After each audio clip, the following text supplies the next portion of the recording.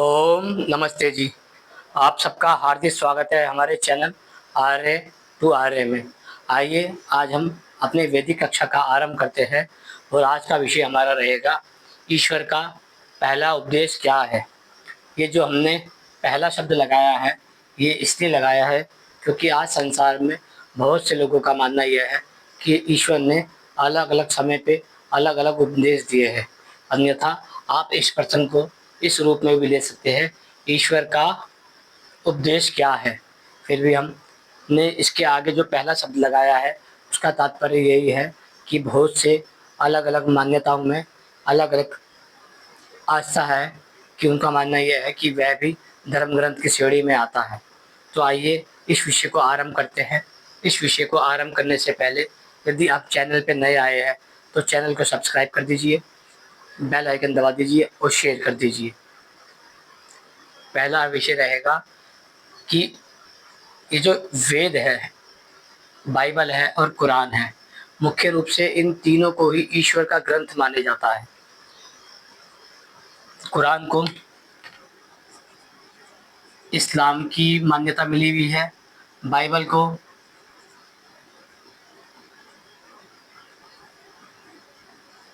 ईसाईयत की मान्यता मिली हुई है और वेद को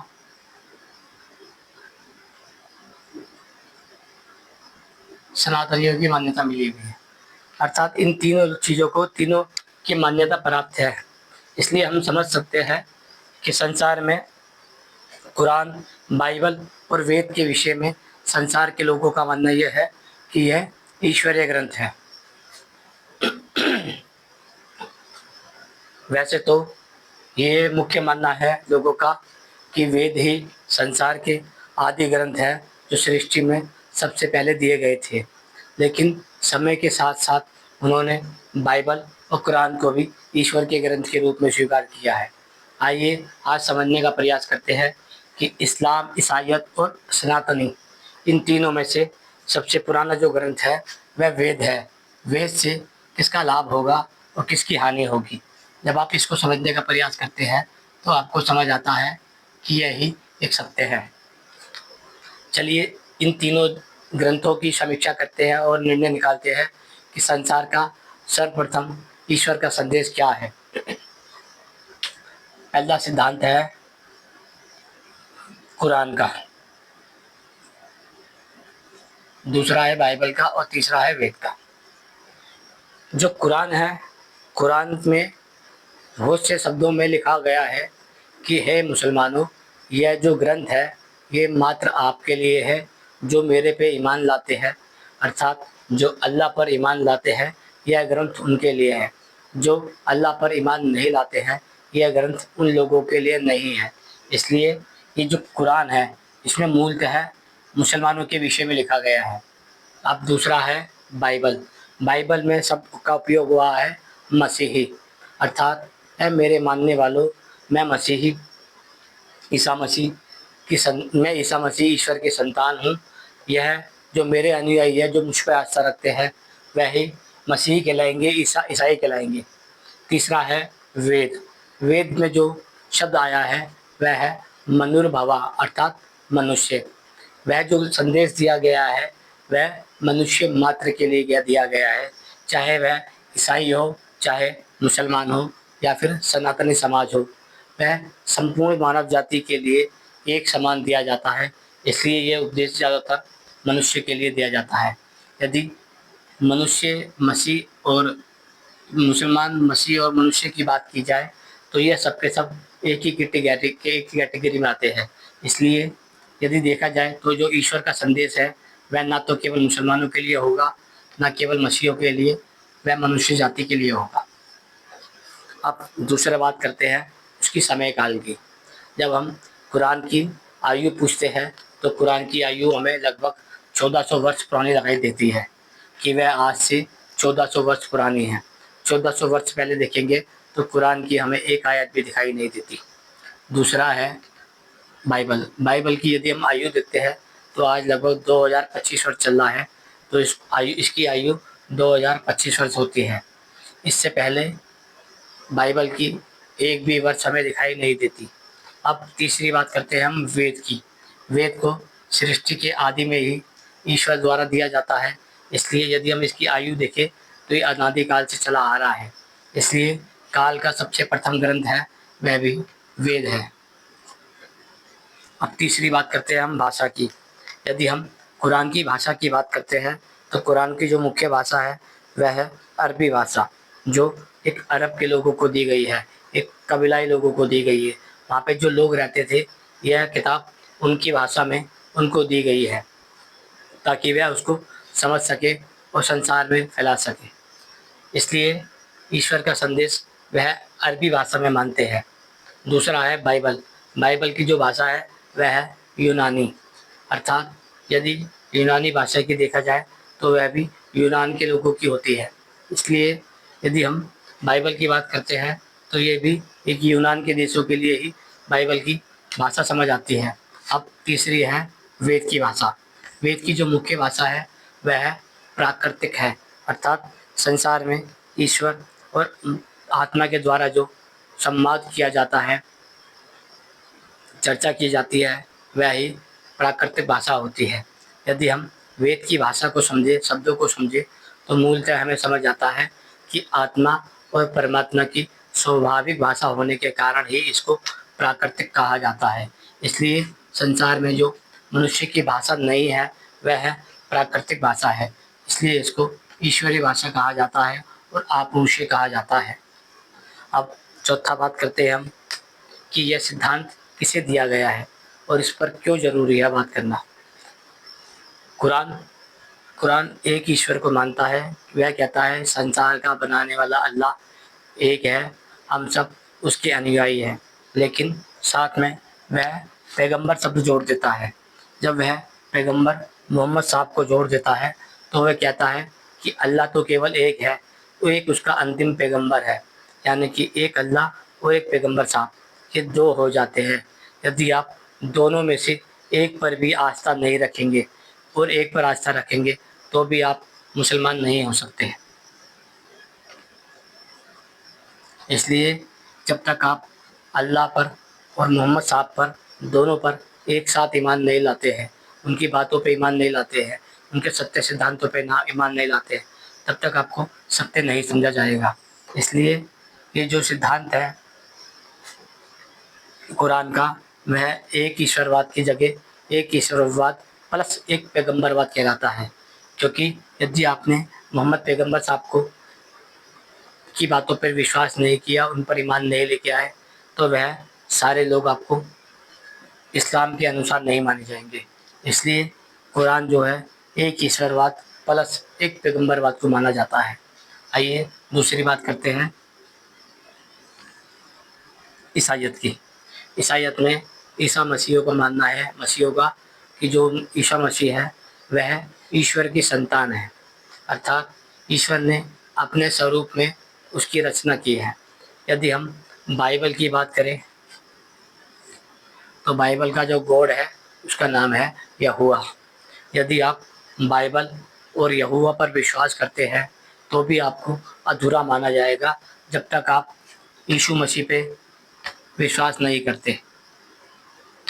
इसलिए ये जो ईसाइयत है इसमें बाइबल के साथ साथ यहोवा पर विश्वास करना है, यहोवा के साथ साथ ईसा मसीह पे विश्वास करना है। यदि आपने ईसा मसीह पे विश्वास नहीं किया तो आप बाइबल और यहोवा पर विश्वास नहीं कर पाएंगे, यानी कि एक यहोवा प्लस उसके संतान ईसा मसीह, आपको इन दोनों पे विश्वास रखना पड़ेगा। तो आप इस स्थान को समझ सकते हैं कि पिता और पुत्र पे दोनों पे विश्वास करना पड़ेगा, तभी आप ईसाई कहला सकते हैं, अन्यथा आप ईसाई नहीं कहला सकते, आप उनकी मान्यताओं में सही नहीं उतरते हैं। अब तीसरा आता है वेद। यदि आप वेद की बात करते हैं तो वेद संसार में एकमात्र ऐसा उपदेश है जो ऋषियों की आत्मा में दिया गया है। परमपिता परमात्मा जब ये वेद ऋषियों को देते हैं तो उनसे आदेश देते हैं कि इसको संसार में फैलाओ। ऋषि अपना कार्य लगातार बढ़ाते हैं, लेकिन एक ईश्वरवाद की सिद्धांत की ये मान्यता होती है कि मात्र ईश्वर के उपदेश और ईश्वर को छोड़कर आपको ऋषि के ऊपर कोई आस्था नहीं रखनी है। यानी कि जो परमपिता परमात्मा ईश्वर है, जिसका मुख्य निज नाम ओम है। आप ओम के साथ में ऋषियों को मानना बिल्कुल भी आवश्यक नहीं है, यहाँ तक यूँ कहा है कि बिल्कुल नहीं मानना चाहिए, क्योंकि ईश्वर एक अलग सत्ता है, ऋषि एक अलग सत्ता है। यदि आप इन दो सत्ताओं को एक साथ मानते हैं, ऋषि को भी और ईश्वर को भी, तो आप दोनों के मानने वाले हो जाते हैं। इसलिए सनातन का जो वेद का सिद्धांत है, वह केवल एक ईश्वरवाद की आज्ञा देता है। वह कहता है संसार का जो परमपिता परमात्मा एक ईश्वर है, हम केवल उसके ही अनुयायी हैं। हम ऋषियों को अपने पूर्वजों के रूप में, अपने गुरुओं के रूप में, अपने आचार्यों के रूप में, अपने मार्गदर्शकों के रूप में तो स्वीकार कर सकते हैं, लेकिन हम उसे ईश्वर के साथ में शरीक नहीं कर सकते। इसलिए हम उसे एक ईश्वरवाद का सिद्धांत मानते हैं। जो वेद है, वेद में मनुष्य मात्र को केवल एक ईश्वरवाद का सिद्धांत दिया जाता है, जबकि इनका मानना है कि यह तीनों के तीनों एक ईश्वरवाद के सिद्धांत को चलते हैं।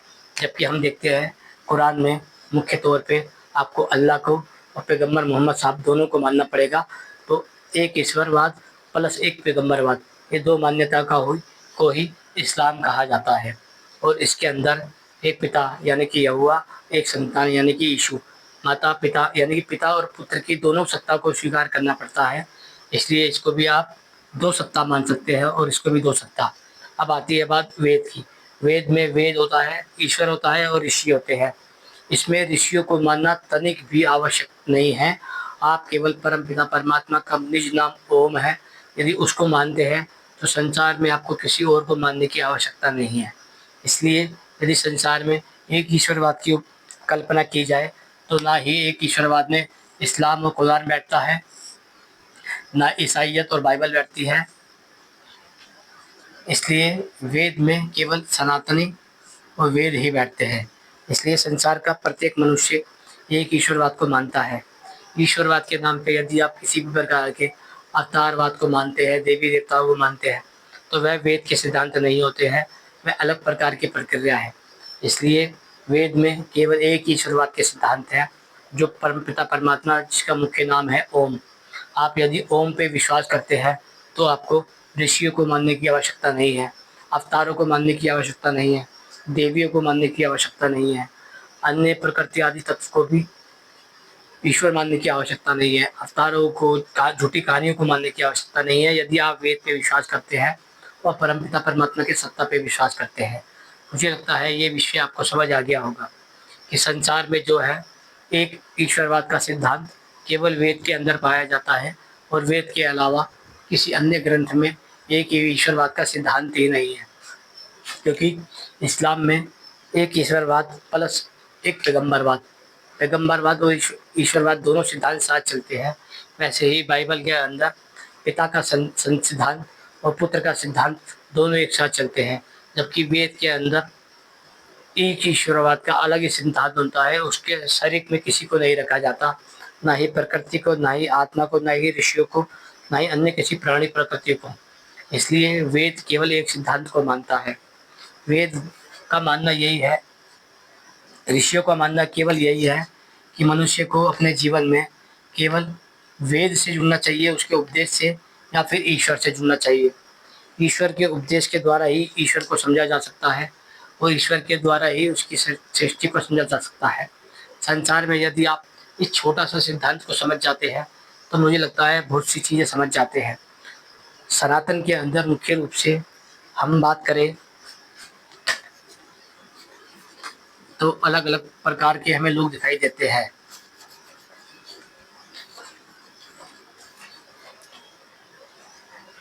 कुरान और बाइबल को, कुरान और इस्लाम को मानने वाले लोग मुसलमान होते हैं, जिनकी आज लगभग जो आबादी है वह 185 करोड़ के आसपास है। जो मसीह है उनकी आबादी यदि देखी जाए तो 220 करोड़ के आसपास है। यदि सनातनियों की आयु निकाली जाए, संख्या निकाली जाए, तो वह सिख, जैन, बौद्ध और हिंदू के हिसाब से लगभग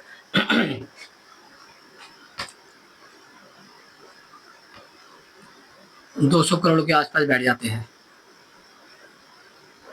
2, 4, 6 या 200 से 250 करोड़ मान सकते हैं आपकी, 250 करोड़ के आसपास बैठ जाते हैं।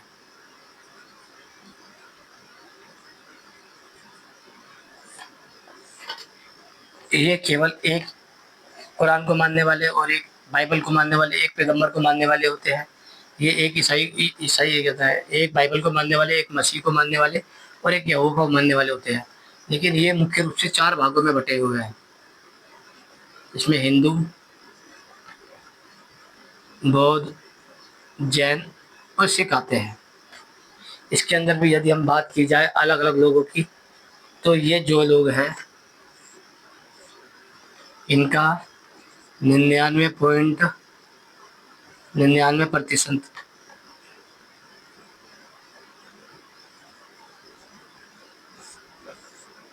99.99% लोग वेद से कट चुके हैं।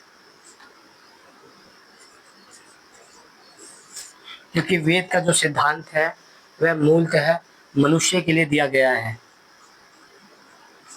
जब हम यहाँ पर कहते हैं कि हम मुसलमान हैं, हम कहते हैं हम ईसाई हैं, हम हिंदू हैं, हम बौद्ध हैं, हम जैन हैं, हम सिख हैं, तो इसका अर्थ ये होता है कि हम उस ईश्वर की व्यवस्था से कट चुके हैं जो हमें केवल मनुष्य के रूप में स्वीकार करती है।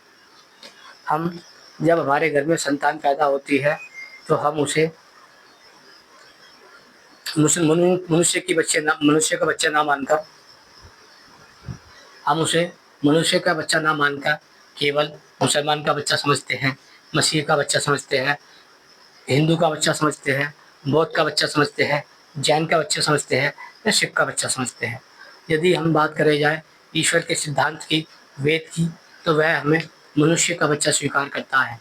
लेकिन हम जो आस्तिक लोग हैं, हमने अपनी अलग-अलग आस्थाओं को चुना है, इसलिए हम अपनी संतान को मनुष्य का बच्चा ना समझकर केवल हिंदू, मुस्लिम, सिख, ईसाई और बौद्ध, जैन का बच्चा समझते हैं। संसार में आज लगभग 99% लोग वेद के इस सिद्धांत को केवल इसलिए छोड़ रहे हैं क्योंकि वे किसी न किसी रूप में अपनी आस्था से जुड़ चुके हैं। वेद आपको मनुष्य मानता है,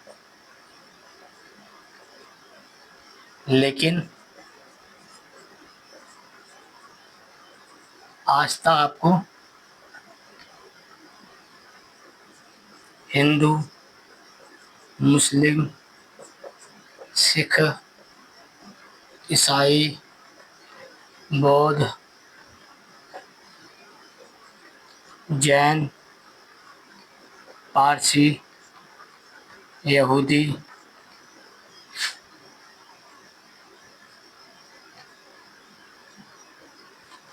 या अन्य मानते हैं। इसलिए यदि हम बात की जाए, ये जो आस्था रूपी संप्रदाय है, आस्था ने मनुष्य को वेद के धर्म से दूर कर दिया।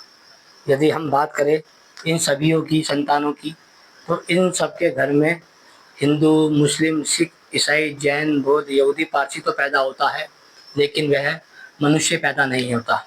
इसलिए हमें सर्वप्रथम मनुष्य को खोजने में बड़ी पीड़ा होती है, बड़ा दुख होता है जब हम इतनी बड़ी संसार में भी केवल मनुष्य को नहीं खोज पाते। हम बाकी सब कुछ तो खोज सकते हैं, ये मनुष्य खोजना बड़ा कठिन कार्य हो गया है। क्योंकि इसका कारण यही है, जो संसार के सबसे सर्वप्रथम सिद्धांत थे, हम उनको छोड़ चुके हैं। यदि आपसे पूछा जाए कि वेद के सिद्धांतों को छोड़ा क्यों जाता है, जबकि वह तो छोड़ने लायक भी नहीं है। वेद के सिद्धांत सत्य है, नित्य है, अकाट्य है, अर्थात वह सत्य सिद्धांत है। यदि आप उसकी समीक्षा करते हैं तो वह किसी भी आधार पर आपको असत्य सिद्ध नहीं हो सकते। वह नित्य है, उन पर काल का कोई प्रभाव नहीं होता। जो संसार के आदि मनुष्य के लिए लाभकारी थे, वही आज के मनुष्य के लिए लाभकारी है। वह अकाट्य हैं, उन्हें सिद्धांतों को कोई काट नहीं सकता, खंडन नहीं कर सकता। किसी में इतना सामर्थ्य नहीं है कि उन्हें काट दे। यह काल से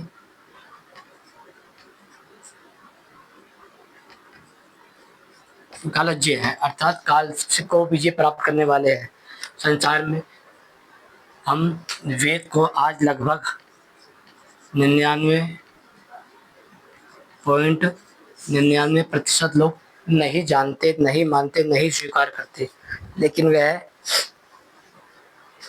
अपने आप को फिर भी धार्मिक मानते हैं और कहते हैं कि हम धर्म को मानने वाले हैं, जबकि संसार में धर्म तो केवल वेद है। यदि आप वेद को नहीं मानते तो आप धर्म को नहीं मानते। यदि आप वेद को नहीं मानते तो आप सत्य को नहीं मानते। यदि आप वेद को नहीं मानते तो ईश्वर को नहीं मानते। यदि आप वेद को नहीं मानते तो अकाट्य सिद्धांत को नहीं मानते। यदि आप वेद को नहीं मानते तो नित्य सत्ता को नहीं मानते। यदि आप वेद को नहीं मानते तो प्राकृतिक आदि के संसाधनों का लाभ उठा भी नहीं सकते। इसलिए आप संसार में हम जो मनुष्य हैं, जो अलग अलग रूपों में दिखाई दे रहे हैं, अलग अलग संप्रदायों में, अलग अलग मान्यताओं में दिखाई दे रहे हैं, उसका कारण यही है कि हमने अपनी मनुष्यता छोड़ दी है। हम केवल अपनी मनुष्यता को छोड़कर अलग अलग भेड़ बकरियों की तरह संगठनों में बढ़ गए हैं।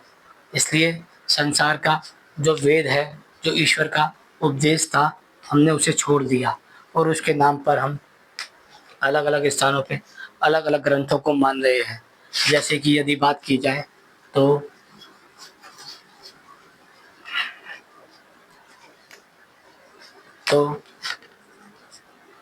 मुस्लिम कुरान को मान रहे हैं, हिंदू गीता, रामायण, पुराण,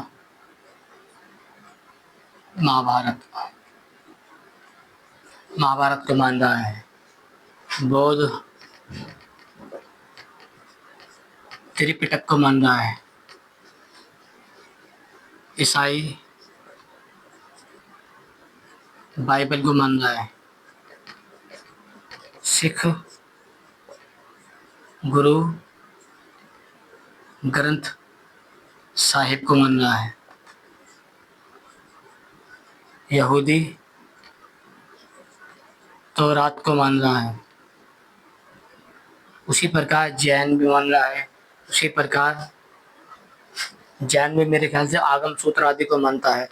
यदि देखा जाए तो ये सब के सब लोगों ने अपने अपने ग्रंथों को ही विशेषता दी, ना कि ये ईश्वरीय ग्रंथ वेद से जुड़े। वेद को संसार में आज लगभग 99.99% लोग नहीं जानते। इसका कारण यही है कि हमने अपने मनुष्य को छोड़ दिया। हम संप्रदाय में बढ़ते चले गए, संगठनों में बढ़ते चले गए और हम अलग अलग मान्यताओं के ग्रंथों को मानते चले गए।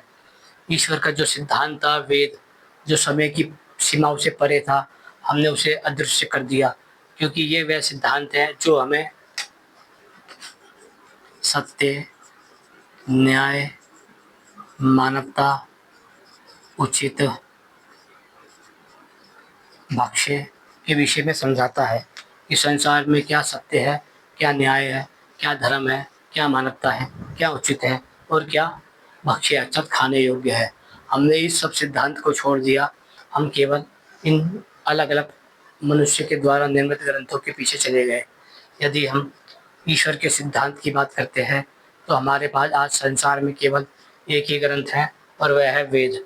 उस वेद को समझने के लिए आपको सर्वप्रथम यह समझना पड़ेगा कि संसार का जो सत्य है वह क्या है, न्याय है वह क्या है, मानवता है वह क्या है, उचित है वह क्या है, भक्ष्य है वह क्या है।